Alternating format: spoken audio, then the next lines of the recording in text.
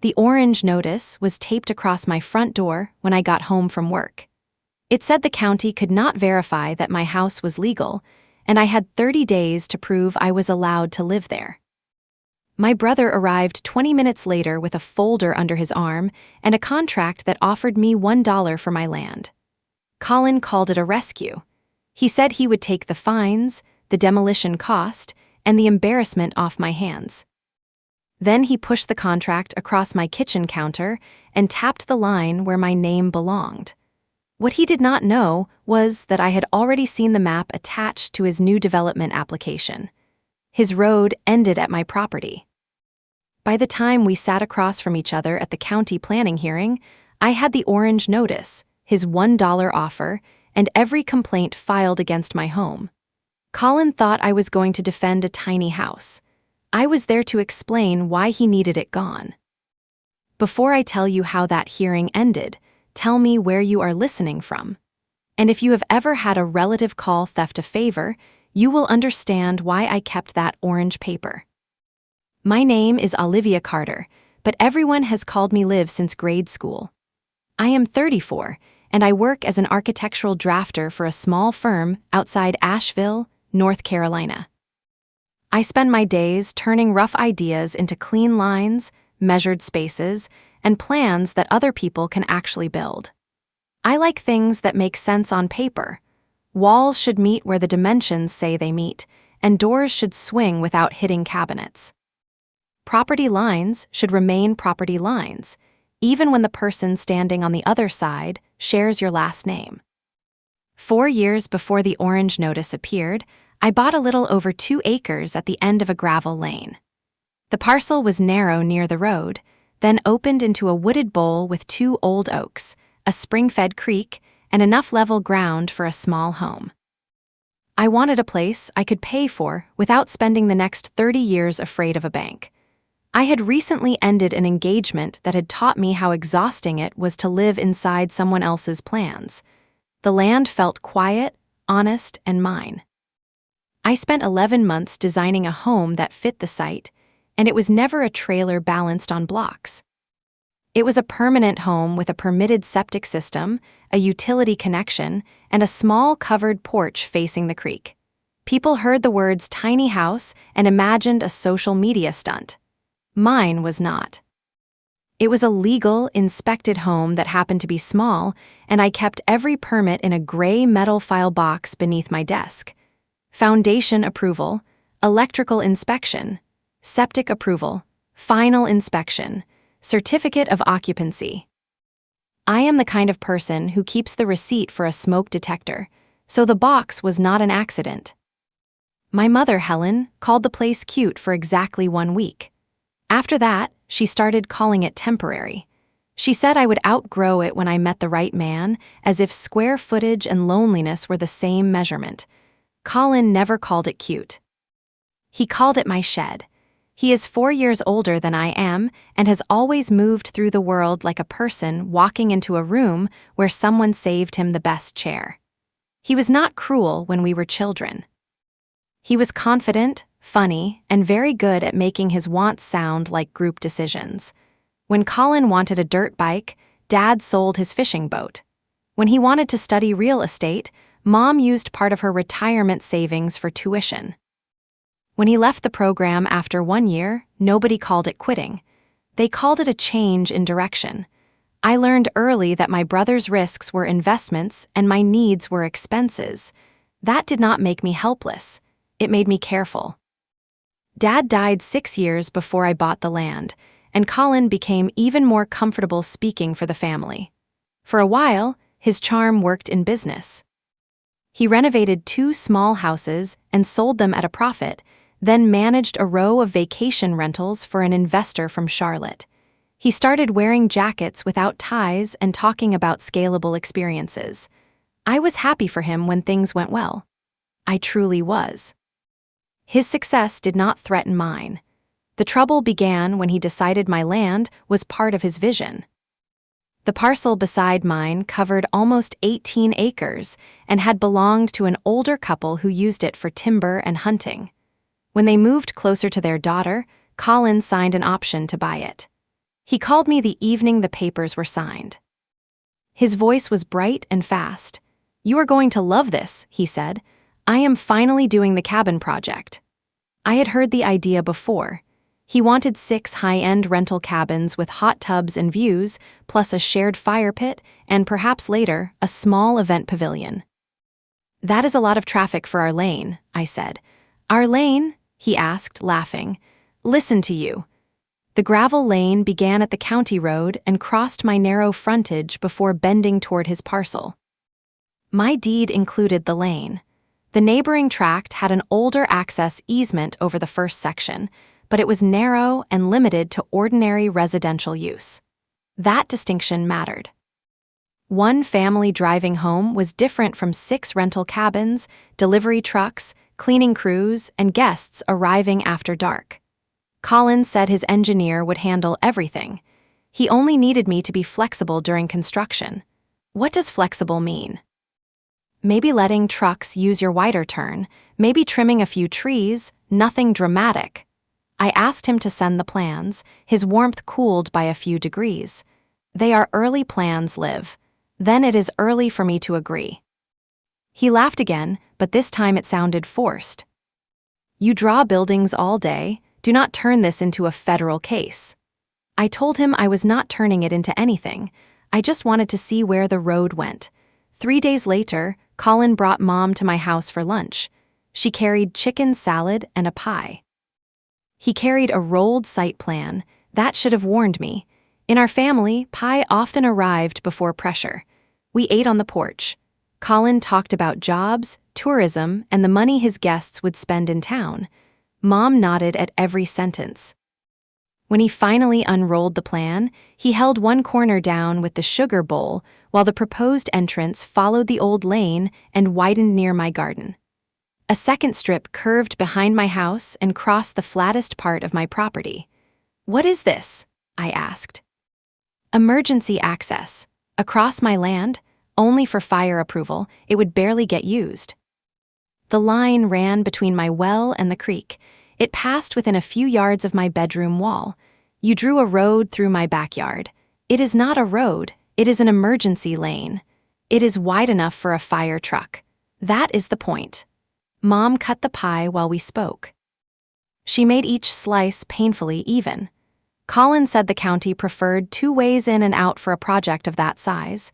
His existing easement might be enough for normal traffic, but the grade and width created problems for emergency vehicles. "So you need my land," I said. "I need cooperation." Those words sounded similar until you had something he wanted. I told him I would review the full plan after his engineer marked the exact route, drainage, tree removal, and maintenance terms. I also wanted an independent appraisal of any easement. Colin leaned back. "You want me to pay you?" "You want permanent rights across my property. We are family. That does not make gravel free." Mom set my slice in front of me. "Your brother is trying to build a future. So am I." She glanced around my porch. "You already built yours." It was a small sentence, but I heard what lived under it. My modest home counted as finished. Colin's larger dream remained entitled to whatever came next. I did not say no that day. That was my first mistake. I said I would consider a narrow emergency easement if it protected my well, limited traffic, and paid fair value. Colin heard the word consider and carried it away as consent. 2 weeks later, I came home and found bright survey ribbon tied to 3 saplings behind my house. A wooden stake stood beside my herb bed. Another sat near the creek. I called Colin. "Did you send someone onto my property?" My survey crew was locating the route. "You did not have permission. You said you would consider it." I said I would review a plan. That is what they are preparing. I pulled the stake out of the ground while he was still talking. "Nobody comes back until I approve it in writing." There was a pause. Then he said, "Do not get emotional over a piece of wood." I looked at the fresh tire marks near my garden. "This is not about the stake. It is always about something with you." That line stayed with me because it was how Colin handled boundaries. The boundary itself became proof that the person setting it was difficult. The next morning, I checked my doorbell camera.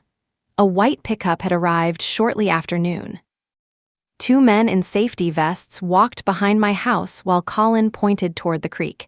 He had not misunderstood me. He had simply decided my answer was temporary. I saved the footage and sent him one message: no access to my property without written permission. He replied with a thumbs-up symbol. For the next month, nothing happened. Colin stopped mentioning the road. Mom said he was busy with financing, and I let myself believe the message had worked. Then a county inspector called my office. He introduced himself as Mark Ellis from Residential Compliance. He said the county had received a complaint about an unpermitted dwelling, an illegal sewage connection, and commercial guest use on my parcel. I thought he had the wrong address. "This is my home," I said. "It was permitted 4 years ago." "Then this should be simple," he said. "I need to verify the file and take a look at the site." I asked who had complained. He said the complaint had been submitted as a concerned neighbor. He could not discuss the source over the phone. I left work early the following day. Mark arrived in a county truck and spent less than an hour at the house, polite, practical, and clearly tired of people shouting at him. He checked the electric panel, the foundation, the septic access, and the address posted near the lane. Nothing looked unsafe. The problem was the record. When my road received a formal name 3 years earlier, the county changed my street address. My original permits remained filed under the old route description and parcel number. The online system did not connect them to my current address, though Mark's tablet found the foundation and septic approvals. He could not find the final occupancy record. "I have it in my file box," I said. I brought out the gray box and handed him a copy. The page had a signature, a date, and the old address. He studied it. "This may be fine. I need records to authenticate it." "Maybe. I cannot close a complaint with a paper I have not matched to the archive." The word archive made my stomach tighten. Several older permit files had never been scanned after a county software change. Mark said record staff would request the paper folder from off-site storage. "How long does that take?" "A couple of weeks, usually." "And until then?" He looked back at the complaint on his tablet. "There are also claims that you rent this place to vacation guests. I have never rented it. I believe you." "I still have to document it." I showed him my driver's license, utility bills, and homeowner's policy, and every document listed the house as my primary residence. He took notes. Before leaving, he said he did not expect a major issue, then reached into his truck and returned with a bright orange sheet. The notice did not say my house was condemned. It said lawful occupancy had not been verified. I had 30 days to provide the missing record or stop residential use until the file was resolved. Mark taped it beside my door because procedure required visible posting, and the paper looked enormous against the blue siding. I stood in the yard after he left and read the same paragraph until the words blurred. I had drawn every cabinet. I had paid every fee and watched inspectors sign every line, yet an anonymous person had turned my home into a question. Colin arrived 20 minutes later, and although that timing should have answered everything, I was too rattled to see it. He parked beside Mark's fading tire tracks and climbed out holding a dark green folder. He did not look surprised by the notice. "Mom called me," he said. "Mom does not know." His eyes flicked toward the paper. "Maybe somebody at the county called around. County employees do not call my mother." He rubbed the back of his neck. "Okay, I heard there was a complaint." "From whom?" "No idea." He walked up the porch steps and read the notice with his hands in his pockets, then gave a low whistle like a contractor inspecting storm damage. "This could get ugly. It is a filing problem. Maybe. But once the county starts looking, they look at everything. There is nothing to find." Colin did not answer. He carried the green folder inside without waiting to be invited and spread out a purchase agreement on my kitchen counter. The first page described my land. The second page transferred the house, the well, the lane, and every improvement on the parcel. The purchase price was $1. I stared at it, certain I had missed a line. You cannot be serious. I am trying to protect you. By buying my home for $1. By assuming the problem. If the county orders removal, I take the hit. If there are fines, I deal with them. You walk away clean. And where do I live? You stay with Mom for a while. We figure it out. My mother lived in a 2-bedroom ranch with a sewing room she would not give up for visiting grandchildren. Colin knew I could not simply move in. He turned to the signature page. This is a standard transfer for distressed property. My property is not distressed. There is an orange notice on the door. Because someone filed false complaints. His expression tightened for 1 second, then the concern returned. You do not know they are false until the county finishes. I know I do not run a vacation rental. Maybe the septic permit is wrong. Maybe the foundation was signed off under a different code. You built small to save money, Liv. Sometimes saving money creates problems later. The insult was quiet. That made it worse. I closed the folder. Take this with you. Read it first. I read the price. The $1 is legal consideration. I would be taking on costs. You would also get 2 acres, a house, a well, and the widest part of the road. He looked at me then, not at the notice, not at the folder, at me. For the first time, I felt the shape of the thing he was not saying, so I picked up the contract and walked to the front door. Colin followed. Do not be stubborn, he said. You could lose everything. I held out the folder. Then I will lose it with my name still on the deed. He took it, jaw hard. As he stepped off the porch, the orange paper lifted in the wind. One corner had already started to peel, and when Colin pressed it flat with his palm, the gesture told me more than his words. He touched the notice like it belonged to him. I slept badly that night. Every sound outside became a county truck, a tow rig, or one of Colin's crews returning with stakes. By morning, fear had turned into a list. I photographed the notice where Mark had posted it, then scanned every page in the gray file box. I copied my utility records, insurance policy, tax bills, and the original survey. I saved the doorbell footage in 3 places. I also searched Colin's project through the county planning portal. His application was easy to find. The project name was Blue Ridge Hollow, though there was nothing hollow about the price of the proposed cabins. The public summary described 6 luxury lodging units and a shared pavilion on the parcel beside mine. I opened the latest site plan. The old access easement appeared as a thin line from the county road, then widened into a turnaround near my property. Behind my house, another line curved toward Colin's parcel and carried the label Proposed Secondary Emergency Access. There was no note saying the land belonged to me. There was no pending agreement. The map made the route look settled, as if my refusal had already been erased by a clean gray line. I printed the plan and laid it beside the $1 contract I had photographed before returning it. The 2 documents answered each other. Colin did not want a distressed property. He wanted a road. I called him before work. Your site plan shows emergency access across my land. It is conceptual. It is filed with the county. All plans change. Then change that one, he sighed. The emergency route gives the county options. You do not own the route. I know that. Does your lender know? The silence lasted just long enough. Then Colin said, Do not call my lender. I did not say I would. You were thinking it. I had not been, but his fear placed the idea between us. Did you file the complaint? I asked. No. The answer came too fast. Did anyone working for you file it? I do not control what every consultant does. That is not an answer. It is the only answer you are getting while you accuse me. He ended the call. I called Mom during lunch. Did you know about the $1 contract? He said he offered to take the property off your hands. For $1, he would be taking the risk. What risk? The county could make you tear the place down. Who told you that? Colin understands these things. My house has permits, I said. The county is locating an archived record. Then why are you so upset?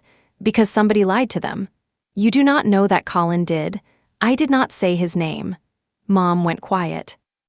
That was not proof, but it was another small crack. She recovered quickly. Your brother wants to solve this before it becomes public. It became public when someone taped a notice to my door. Exactly. Think about what neighbors will assume. Mom, I am not signing away my home. I did not ask you to sign. You called to make his argument. I called because I hate seeing my children fight. Then call the child who drew a road through the other one's backyard. She said I was being dramatic and ended the call. For the next several days, I worked 2 jobs, drafting a medical clinic addition at the office and building a record of my own life at home. I made a timeline from the day I bought the parcel. I attached permit receipts, inspection dates, photos of the foundation, and emails from the builder. I added the notice, Colin's site plan, and the doorbell footage of his survey crew. The file grew thick. I changed from a binder clip to a black 3-ring binder, though I did not enjoy collecting evidence against my brother. I wanted that clear in my own mind because I would have preferred a normal conversation and a fair easement proposal. But normal conversations require 2 people who accept that no is a complete answer. Mark called 4 days after his inspection. The archive request was still pending, though he had verified my septic approval and found no evidence of rental activity.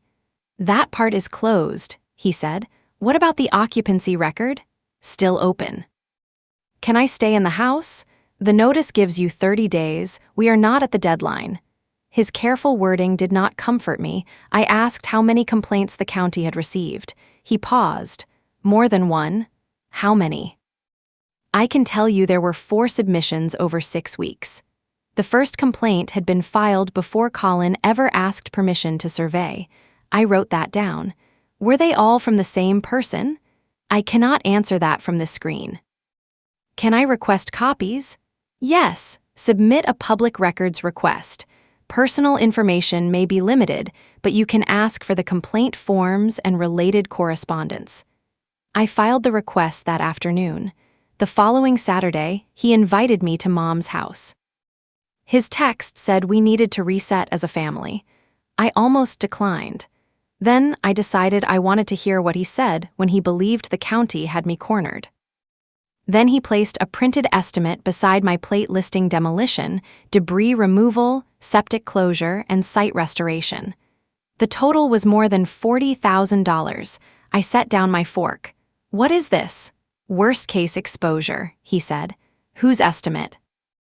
A contractor I know. Did he inspect my house? He knows the type. It is a wood-framed house on a foundation, Colin. The type is a house. Mom touched the edge of the paper. He is trying to show you what could happen. The estimate included removing my porch, hauling away the structure, and grading a 12-foot gravel lane through the cleared area. There it was. Even his demolition plan became an access plan. You put your road in the cleanup estimate. Colin leaned forward. Because if I own the parcel, I would need access to maintain it. You would need access to your cabins. Both can be true. I looked at Mom.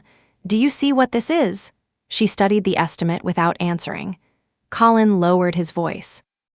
The option on the adjoining land has deadlines. I have investors, engineering costs, and deposits at risk. I cannot leave the access issue open forever. At last, honesty. So you filed the complaints to create a deadline for me? I did not say that. You just said you need pressure. I said I need certainty. He pushed the estimate closer. $1 is not an insult. I would take on a problem property, clear it, and let you start over without debt. I do not have debt on the house. Colin recovered first. Then you are in an even better position to walk away. Walk away with what? Peace. You offer yourself 18 acres, 6 cabins, and legal access. You offer me peace. You always reduce everything to numbers. I am reading your numbers. Colin folded his hands. What would make you stop fighting this? The question was so revealing that nobody spoke for a moment. I had not filed a complaint. I had not entered his property. I had not drawn a road through his yard. Yet in his version, I was the one fighting. "I want the false complaints withdrawn," I said. "I want the access line removed from your plan. I want written confirmation that your crews will stay off my land. And if the house is illegal, it is not. You cannot prove that yet. I will." His face changed. The pleasant concern fell away. "You are betting your home on a piece of paper nobody can find." "No. You are betting your project on land you do not own." Mom whispered, "Please stop." Neither of us looked at her. Colin gathered the estimate. "When the deadline gets close, my offer may not still be available. The dollar, the protection." He left before dessert. Mom followed me to the porch. Night insects buzzed around the light, and Colin's truck threw gravel as it reached the road. "He is scared," she said. "So am I, but he could lose a lot." I looked back through the screen door at the table. My untouched pie sat beside the demolition estimate. "What do you think I could lose?" Mom opened her mouth, then closed it. For once, I did not help her answer. I drove home and found the orange notice stamp with evening mist. One corner had torn around the tape. I covered it with a clear plastic sleeve, not to preserve the county's warning, but to keep anyone from claiming it had disappeared. 2 mornings later, a towing company called me. The man said he had received a request for a preliminary quote to move a small house from my address. He needed to know whether the structure had steel framing underneath. I did not request a quote. He checked his notes. The contact was Carter Development. My hands went cold. "Can you email me the request?" He hesitated. I explained that I owned the property and had not authorized removal. He said he could not share a client's full information, but he would mark the address as disputed and refuse any work without proof of ownership. Colin was not preparing to help if the county ruled against me. He was preparing to remove my home before I had even reached the deadline. At the county records office, I asked to speak with someone about my public request. A clerk named Rachel brought me to a counter near the back, where I showed her the old address, new address, parcel number, and certificate copy. "This signature looks familiar," she said. "The inspector retired before the software conversion. Can you verify it? If the archive folder exists, yes." Some boxes were indexed by permit number, not address. She searched a second database and found a transfer log showing that my file had been moved to storage under the builder's permit batch. "That is good, right? It means we know which box to request." She printed the storage code and added it to the open request. Before I left, Rachel advised me to request the full planning file for the adjoining development, including revisions and staff comments. She could not interpret it for me, but public applications were available. I expanded my request that afternoon, and 3 days later the county sent 12 pages of complaint forms and emails. Names and phone numbers were blacked out. The email addresses were not. 3 complaints came from an address ending in Carter Development, while the 4th came from a personal account with Colin's initials. I sat on my porch with the pages spread across my lap, while the orange notice moved behind its plastic sleeve whenever the wind changed. The complaints were not vague. They claimed I rented the house to tourists. They claimed raw sewage drained toward the creek, and that the structure had been moved onto the land without inspection. One message warned that a fire truck could not safely reach an illegal residence at the end of the lane. That last line used the same language Colin had used when describing his emergency access. The earliest email was dated 2 days after he signed the option on the neighboring parcel. The second was filed before our lunch with the pie.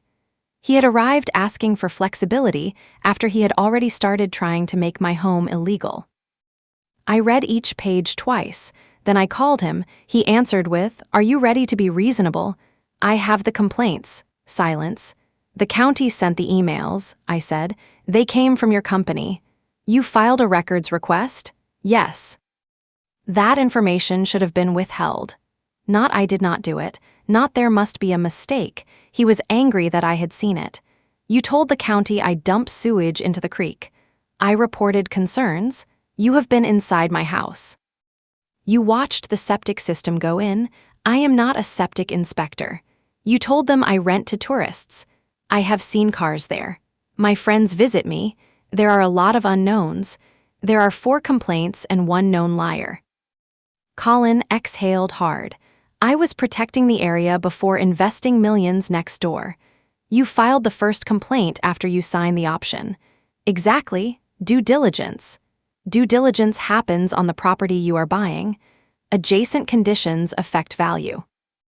My brother could turn any betrayal into a business phrase if given enough time. Withdraw them, I said. That is not how county records work. Send a correction. I will clarify once we settle the access.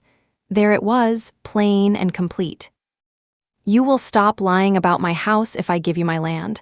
I did not say that. You did. I said the issues are connected. They are connected because you connected them. His voice hardened. You are standing in the way of a project that could support my family for years, and you are trying to erase my home to save it. Nobody is erasing anything. You requested a quote to move my house. This time, the silence was longer. Contractors price contingencies, he said at last. You are not the owner. Not yet. The words landed between us. He tried to correct himself. I mean, not unless you choose the offer. But I had heard the first version. I ended the call. Then I printed the towing company's email confirming that Carter Development had requested the quote. I placed it behind the complaints in the binder, marking the first major turn after weeks spent defending myself against suspicion. Now I knew the suspicion had been manufactured. Knowing did not solve the problem. It changed what the problem was. The next day, I sent Colin a written notice. His employees, contractors, and agents did not have permission to enter my property, mark trees, take measurements, request work, or represent themselves as acting for the owner. The orange notice had 13 days left when the county found my file, and Rachel called before 8 in the morning. She sounded pleased but careful. The archive box arrived, she said. Your certificate is in it. I sat down on the edge of my bed. Signed. Signed, stamped, and matched to the original permit number. There is also an address conversion memo from when the lane was named. For several seconds, I could only hear the creak through the open window. Rachel said Mark still needed to close the case, but the missing record had been verified. She emailed me a scanned copy and told me the paper original would remain with the county. I printed the certificate at work. The old address was typed near the top. A handwritten note connected it to the parcel number, while the retired inspector's signature crossed the bottom in blue ink. The house had not become legal that morning. It had always been legal. What changed was that I could prove it in a system Colin had hoped would stay confused. Mark came by the following afternoon. He removed the orange notice himself and handed it to me. The occupancy issue is closed, he said. The rental and sewage claims are also unsupported. Will the complaints remain in the file? Yes, along with the findings. Can the person who filed them be penalized? He gave me the look public employees give when the honest answer is complicated. False statements could be referred for review, he said, but most complaint systems focused on correcting property issues, not family motives. I understood. The county could clear my home. It could not repair the fact that my brother had tried to weaponize the county against me. Mark drove away. I stood on the porch holding the orange page. The tape had left 2 pale strips across the top. I should have felt finished. Instead, I noticed fresh gravel dust in the air. A dump truck was backing down the lane, and when I ran toward it waving both arms, the driver stopped near my garden and lowered his window. Where are you going? Carter site. This lane does not continue to that site. He checked a printed delivery ticket. Temporary access off this drive. There is no temporary access. Behind him, another truck waited near the county road. I called Colin. He did not answer. The driver said he could not block traffic all day. I told him he could return to the main road or speak with the property owner, who was standing in front of him. A white utility vehicle appeared behind the trucks, and one of Colin's contractors got out carrying a rolled plan toward me. "We are just laying a test section," he said. "Colin said the family access was approved. It is not. He said you had discussed it. We discussed me saying no." The contractor looked miserable. He unrolled his plan on the hood of the truck. My parcel was shaded pale yellow. A dashed line crossed the same route Colin had shown at lunch, with a note near the bottom reading owner coordination pending. "Pending means not approved," I said. He called Colin on speaker. My brother answered on the second ring. "What is the problem? You sent trucks onto my property. We need a load test for the fire review. You need permission. We are not building the final road. You are dumping gravel. It can be removed. So can your trucks." The contractor stared at the ground. Colin said, "Liv, the county hearing is in 2 weeks. If we do not show emergency access, the application gets delayed." "That sounds like your problem." "It becomes your problem when investors learn you blocked a safe road. Tell them the truth. You designed it on land you do not own." He switched from anger to warmth so quickly it almost impressed me. "Let us not do this in front of workers. Give them 2 hours." "I will come by tonight." "No, 1 hour. No, 30 minutes. No." I heard Mom's voice in my head telling me not to be stubborn. Then I looked at the orange notice in my hand. "Your crew leaves now, Colin." He swore and hung up. The trucks reversed one at a time. Their tires crushed the edge of my herb bed while turning. I photographed the damage and the delivery ticket. The contractor apologized before leaving. He said Colin had shown him a text where I agreed to consider access. I knew exactly which message he meant. Months earlier, I had written that I would consider a protected emergency easement after reviewing full terms. Colin had removed everything after the word consider. That was my mistake returning in a new form, because I had assumed context would protect me from someone committed to removing it. That evening, I sent the full message thread to the contractor and asked him to preserve it. He replied that his company would not return without written authorization from the deeded owner. I added that email to the binder. The next morning, Colin sent me an invoice for the failed gravel delivery. I laughed when I saw it. Then I realized he expected me to pay nearly $2,000 for refusing an unauthorized road across my own yard. At the bottom, he had written family access delay. I forwarded the invoice to a land use attorney named Dana Reed, whom my supervisor had recommended. Dana reviewed my deed, the old easement, the site plan, and the complaint emails. She did not promise a dramatic lawsuit. She said lawsuits were expensive, slow, and often less useful than a clear record. "The strongest fact is simple," she said. "He does not own an easement across the route shown on his plan. Can he get one without me? Not voluntarily. A court claim would require a legal basis he does not appear to have. What about the old lane? The neighboring parcel can use the narrow recorded easement within its terms. Expanding that use for a commercial lodging project is a separate question." I asked what I should do before the planning hearing. Submit written comments, attach your survey, state that no secondary access has been granted, keep the emotional history out of the first page. The false complaints are emotional history. They are evidence of pressure, but lead with ownership. Make it easy for the board to understand the defect before they understand the family. That advice suited me. Dana drafted a short letter.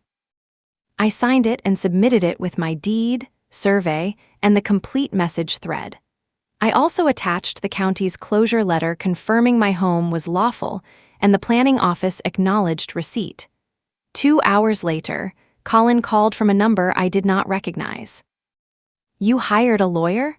I asked one to read the documents. "You sent private family messages to the county. You used one sentence from those messages to send trucks onto my land.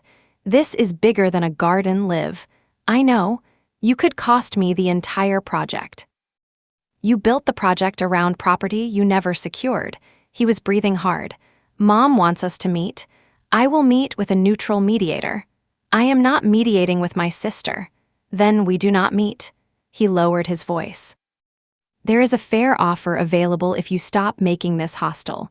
The $1? That was for the entire distressed parcel. The house issue is resolved now. He said it like he deserved credit for the resolution. What is the fair offer? $10,000 for permanent emergency access. I had already asked an appraiser for a rough opinion. The easement would reduce my privacy, affect the well setback, and change the future value of the land. $10,000 did not come close. It is not just price, I said. The root is in the wrong place. Then name a price. Redesign the project so it does not depend on my backyard. That is not a price. No, it is a boundary. He ended the call. Mom appeared at my office near closing time. She had never visited before. She stood beside the reception desk holding a paper grocery bag with my name written on it. Inside were Dad's old work gloves and a framed photograph of Colin and me as children. We were sitting on a half-built treehouse while Dad stood below us with a ladder. Mom said she found them while cleaning a closet. I knew she had brought them because Colin's deadline was close. We sat in an empty conference room. She placed the photograph between us. Your father would hate this, she said.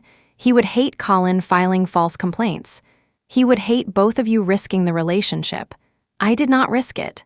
Liv, every fight has two sides. Not every trespass does. She flinched at the word. I told her about the gravel trucks. I showed her the invoice and the complaint emails. She read the first page, then pushed the stack back. Colin says the complaints were part of checking the site. He said I dumped sewage into the creek. He was worried. He knew where the septic tank was installed. Mom looked at the childhood photograph. Your brother has always been ambitious. That is not a medical condition. He put everything into this. So his risk becomes my obligation? He could lose his deposit. I asked how much. She hesitated. $75,000. There was the number behind the panic. Colin had paid a non-refundable option fee and spent more on engineering, while his investors would fund the purchase only after county approval. Without approved access, the option could expire. Mom reached across the table. You can recover from losing some privacy. He may not recover from this. I pulled my hand back. Did you hear yourself? She did. I saw it. For a moment, shame moved across her face. Then loyalty hardened around it. You have always been stronger, she said. That sentence had followed me since childhood. Strong meant I could take less. Strong meant I could solve my own problems and absorb everyone else's. I am not stronger because Colin gets to hurt me, I said. I only look stronger because nobody rushes in when I fall. Mom's eyes filled. I wanted to comfort her. I almost did. Then she said, your father gave Colin those gloves when he started his first renovation. The gloves in the bag were not mine. Even the peace offering had been chosen through my brother. I stood. Take the photograph home, keep the gloves. Liv, I have work to finish. She gathered the items slowly. At the door, she turned back. Are you really willing to let him lose $75,000? He spent that money before he had my yes. That is not an answer. It is the only answer that matters. After she left, I sat alone in the conference room as the building's air conditioner clicked off and the silence felt huge. I was not happy about Colin's possible loss, and I did not want his children to feel it or Mom crying in my office. But guilt is not proof of responsibility. That became my rule for the next 2 weeks. Colin sent 3 revised offers. The first raised the easement payment. The second offered to build a privacy fence, while the third included a tiny percentage of rental revenue for 5 years. Every offer kept the road in the same place. I rejected each one in writing. He also revised his county plan. The new version labeled the route future emergency access subject to owner coordination. Staff comments said proof of legal control was required before approval. For the first time, the county map admitted I existed. Then Colin made his last private move. On the Sunday before the hearing, he came to my house with his daughter, Emma. She was 9 and carried a jar of wildflowers. Colin stayed near the truck while she walked up the porch steps. "These are for you," she said. I took the jar and hugged her. None of this was her fault. Dad says you might make us lose the cabin place. My stomach dropped. I looked past her at Colin. He did not look away. "What did he tell you? That you do not want us to have it because your house is little." Children repeat the logic adults give them. Emma's face held no accusation, only worry. I knelt so we were eye level. "Your dad and I disagree about where a road should go. That is an adult problem. It is not your job to fix it. Are we going to lose our house? No, your house is not part of this." Colin had let her believe otherwise. She nodded, relieved. I carried the flowers inside and returned to the porch. "Do not use your daughter again," I said. He folded his arms. She asked why the family is fighting. "You told her I could make her lose her home. I told her business losses have consequences. She is 9. She deserves honesty. Then tell her you promised investors a road across land you do not own." His face went flat. "I came here to make one final offer. You brought a child to soften me. I brought your niece because she loves you. That is why you should have left her out of it." He reached into the truck and pulled out the same green folder from the day of the orange notice. The $1 agreement was still inside. He said he had updated the terms. Instead of buying the whole parcel, he would buy a strip along the lane for $1, cover all closing costs, and forgive the gravel invoice. Forgive? It is leverage, Liv. Everybody uses leverage. You filed false complaints against my home. You had a record problem. You knew it was a record problem. I knew it might be. You ordered a moving quote, a contingency. You sent trucks, a test. You frightened your daughter, a conversation. Every answer made the harm smaller and his entitlement larger. He held out a pen. "The hearing is Tuesday. Sign this and all of it stops." I opened the folder. The legal description covered more than a road strip. It included the well access area and the full turnaround beside my house. The purchase price remained $1. At the bottom, the agreement said I released Carter Development from claims related to prior entry, property reports, and site preparation. He was not asking only for land. He was asking me to erase what he had done. I closed the folder. "No," Colin's voice dropped. "Then do not expect me to protect you at the hearing." From what? People ask questions when a woman lives alone in a homemade box and tries to block economic development. There it was, not concern. Contempt. I looked at the tiny house behind me, blue siding, white porch, morning light caught in the kitchen windows. "I do not need you to protect me from the truth," I said. "I need the county to hear it." He took the folder and called for Emma. Before leaving, he pointed at the bare spot where the orange notice had been. "You got lucky with that file."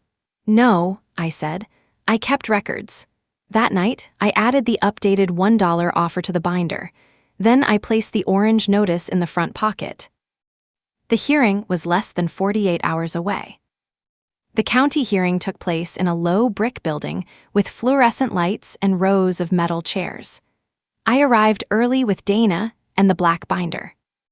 Colin was already there with his engineer, 2 investors, and a display board showing cabins glowing against a mountain sunset. Mom sat behind him. She had chosen a side before I entered, but seeing it still hurt. The planning board heard 2 smaller applications first. I listened to setbacks, drainage, and parking while my hand stayed folded over the binder. The orange notice waited in the front pocket. When Blue Ridge Hollow was called, Colin walked to the podium. He was good at rooms like that. He spoke about responsible tourism, local jobs, and preserving the character of the land. He called the cabins low impact. He called the access plan collaborative. Then he displayed the map. The gray emergency lane crossed my property as neatly as ever. A board member asked whether he controlled both access points. Colin smiled. The secondary route is the subject of an ongoing family agreement. I stood. The chair asked me to wait for public comment. I sat down again, but the room had heard the word family. Colin's engineer explained that emergency vehicles needed a wider grade than the old easement could provide. Without the secondary route, the project would require a substantial redesign and fewer cabins. That was the first fully honest statement of the night. Colin returned to the podium. He said he had worked for months to reach a reasonable arrangement with the adjoining owner. He did not call me his sister this time. He said the owner had first supported the route, then changed her position after a county compliance question involving her residence. Mom stared at the floor. The chair opened public comment. I carried the binder to the podium and stated my name, address, and ownership of the parcel. My voice shook on the first sentence. It steadied on the second. No easement has been granted, I said. No sale is pending. No contractor has permission to build or test a road on my land. I handed the clerk my deed, survey, and sign statement refusing the proposed route. Colin rose. That leaves out months of negotiation. The chair told him he would have time to respond. I showed the full message, where I agreed only to consider a protected easement after reviewing terms. Then, I showed the shortened version given to the contractor who arrived with gravel trucks. A board member asked whether work had begun. Not after I stopped it, I said, but trucks entered my property without permission. Colin stepped back to the podium. It was a reversible load test based on our prior discussion. You sent the invoice to me, I said. A few people in the room turned toward him. He called the invoice an internal accounting error. The chair asked about my residence. Colin's application file included references to possible unlawful occupancy near the route. That was the opening he had created for himself. I removed the orange notice from the binder. This was posted on my home after 4 complaints claimed it was unpermitted, rented to tourists, and draining sewage toward the creek. I placed the county closure letter beside it. The county found those claims unsupported. My certificate of occupancy was in an archived file under the former address. Colin spread his hands, which proves the review worked. I looked at him. The complaints came from your company. The room became very still. I submitted the complaint emails. 3 carried the Carter development address. The 4th carried Colin's initials. One investor leaned toward the other and whispered. Colin said developers routinely report conditions that may affect a project. Did you believe raw sewage was reaching the creek? A board member asked. I believed the county should verify the system. You attended the septic installation, I said. He turned toward me. That was years ago. You took photographs for Mom. The chair reminded us to address the board.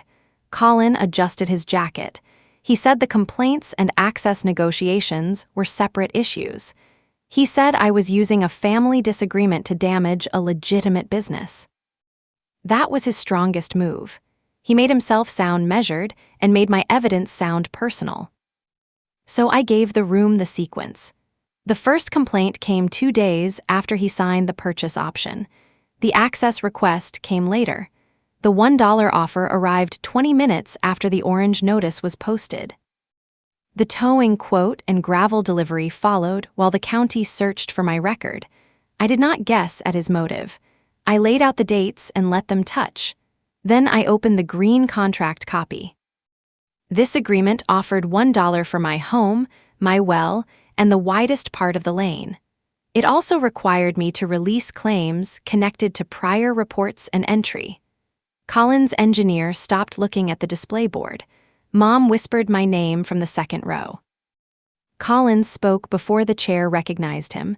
That was a distressed property solution. She was frightened and asked for help. I did not ask you to buy my house. You called me after the notice. You arrived before I called anyone." That fact moved across the room faster than any speech could have. One board member asked Colin how he learned about the notice. He said Mom told him. I turned toward her. Mom's face went pale. "I did not know until that evening."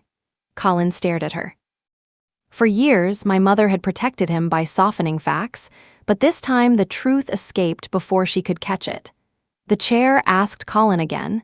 He said a county contact may have mentioned an active complaint. The chair's expression changed. Dana touched my elbow, reminding me not to chase a new issue. I returned to the map.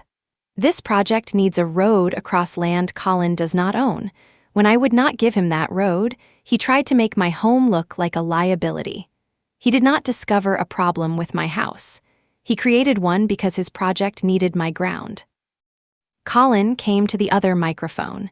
"You are willing to destroy my family's future over a strip of gravel." There it was. The sentence that made his right to my land sound larger than my right to keep it. I held up the orange notice. "This paper threatened the home I built and paid for because you wanted a shortcut. My land is not your missing investment. My house is not the mistake in your plan." He said I had always resented his success. I said, "Success does not require someone else's signature." He said the route would barely be used. I said, "Then redesigning it should not destroy the project." He said the redesign would cost too much. I said, "That cost belonged in your budget before you spent my yes." The chair called for order. I placed my signed refusal on top of the $1 agreement and handed both to the clerk. That was my irreversible action. No private promise remained for Colin to reinterpret. "I am asking the board to evaluate the application without pretending this access exists," I said. The staff planner spoke next. Without legal control of the secondary route, the current safety plan did not meet the conditions in the application. The project could be redesigned and submitted again, but the plan before the board was incomplete. Colin asked for a delay instead of a decision. One investor shook his head. The board denied the application without prejudice. He could return with lawful access and a new design. He could not return with my backyard drawn as an assumption. The vote was unanimous. Colin remained at the podium after everyone else sat down. The sunset cabins still glowed behind him, but the gray road now looked like what it had always been. A line on somebody else's land. In the hallway, Mom caught my arm. "I did not know he used my name," she said. "You knew enough." Her hand fell. Colin walked past us with the green folder crushed under one arm. He said the option expired on Friday and the investors would not extend it. I did not celebrate. "I am sorry you are losing money," I said. "I am not sorry you failed to take my home." He stopped, but there was nothing left to argue.